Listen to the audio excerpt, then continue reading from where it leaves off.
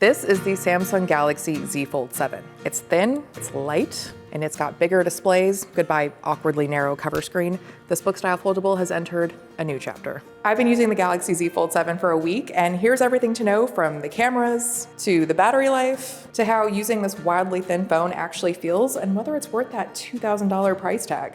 This is All Things Mobile. Let's jump into it. Now, one of my favorite things about the Galaxy Z Fold 7 is actually pretty mundane, but it's the fact that that wider 6.5-inch cover screen finally makes it feel like I'm using a normal phone instead of a weird, clunky, cramped cover screen.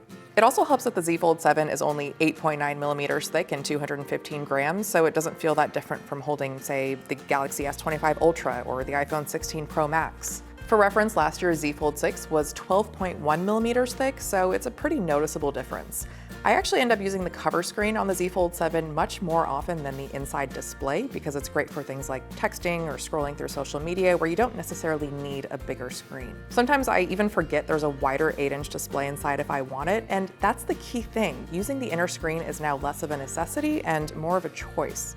It's great for things like watching videos or multitasking, like when I'm texting someone and also doing a little online shopping.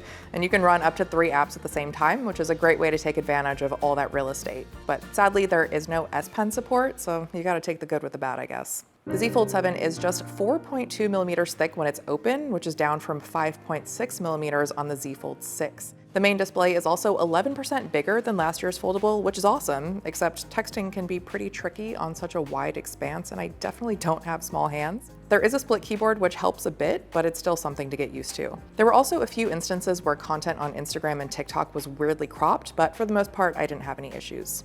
Now, if we're talking about thinness, the Z Fold 7 is just a hair slimmer than similar phones from Chinese companies like the Huawei Mate X6 and the Oppo Find N5, which I tested earlier this year. But it appears to be outdone by the Honor Magic V5, which the company says is 8.8 millimeters thick when closed and 4.1 millimeters thick when open, but only if you buy it in white, which is interesting. I'll note that there have been some reviewers online disputing Honor's measurements, which illustrates how high stakes these comparisons are getting. Now at that point, we're just talking millimeters, so suffice to say this feels impressively thin and light in my hand, and it's starting to make sense why Samsung spent all that time developing the super slim Galaxy S25 Edge, but this phone really gives a slim design a purpose, and that is making this feel as close to a normal phone as possible. Now, if you're anything like me and you refuse to slap on a case and add even a millimeter of thickness, the good news is Samsung has been touting just how durable the Z Fold 7 is. It has a Corning Gorilla Glass Ceramic 2 cover and a Victus 2 backing, so you shouldn't have to worry too much about scratches. The hinge is also thinner and lighter with an aluminum design that makes it 10% stronger, according to Samsung. The Z Fold 7 also has an IP48 rating, so there shouldn't be any problems if it gets splashed, but maybe keep it away from smaller particles like sand. If I try to bend it, open or closed, it doesn't really budge, which is great, and I can throw this in my bag and not really worry about it. I haven't gotten any scuffs or scratches on it yet. One of the other great things about the Z Fold 7 is even though it's so much thinner than last year's Fold, it maintains that same 4,400 milliamp hour battery. Now that pales in comparison to the batteries on some Chinese phones, but at least it didn't take a hit. The Z Fold 7 lasts me about a day and a half with my usual routine of scrolling through social media, checking emails, watching YouTube videos, texting, using Google Maps, and taking photos, aka spending way too much time staring at a screen.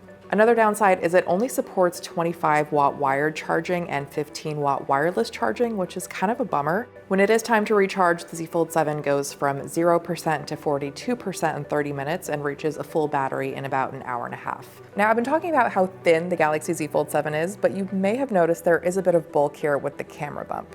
It's not ridiculous, but it's definitely noticeable, and that's just the price you have to pay to have that 200 megapixel wide, 12 megapixel ultra wide, and 10 megapixel telephoto camera. There's also a 10 megapixel selfie camera in the cover display and the main display. It's pretty cool that you don't have to compromise camera quality with such a thin foldable, and that Samsung found a way to pack this ultra level camera into the Z Fold 7. Pictures really do come out crisp and vivid, from portrait shots to food images to selfies to both indoor and outdoor shots. AI also does a good job helping to brighten up nighttime images and reduce noise, and videos are nice and crisp and motion is smooth, especially at 60 frames per second. There's now a designated button for audio eraser under videos in your gallery. This feature uses AI to clean up background noises so you can focus on what you actually want to hear. It's not a totally new feature, but it can now automatically detect what to tune out to make that editing process easier. Okay, I'm at the Samsung Unpacked shooting event. It is loud, as you can see. but I want to see how good of a job the audio eraser does to make my voice a little bit clearer. Generative Edit gets better at seamlessly filling in the gaps after you remove people and objects from your photos, according to Samsung. This is one of my favorite Galaxy features. As far as I'm concerned, my colleague Tara Brown and I were the only people at this party.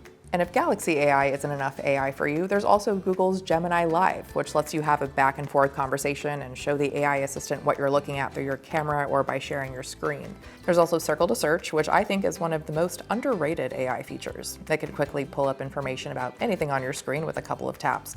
I love using it to track down products I find on social media. The Z Fold 7 is powered by the Snapdragon 8 Elite chip, which Samsung says allows for smoother performance across gaming, streaming, and multitasking. I didn't notice any issues while using the phone, and it never got hot or anything, which is a good sign. You'll find Android 16 on board and One UI 8. Now let's talk about price.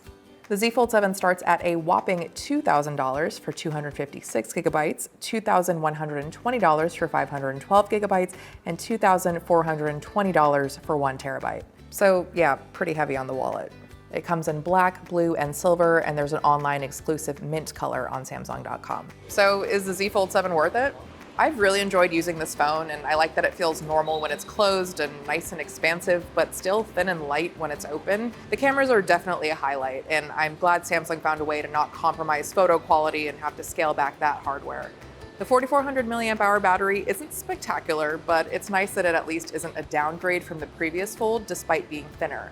And the 25-watt charging also isn't great, but that's just something I guess I'll have to accept.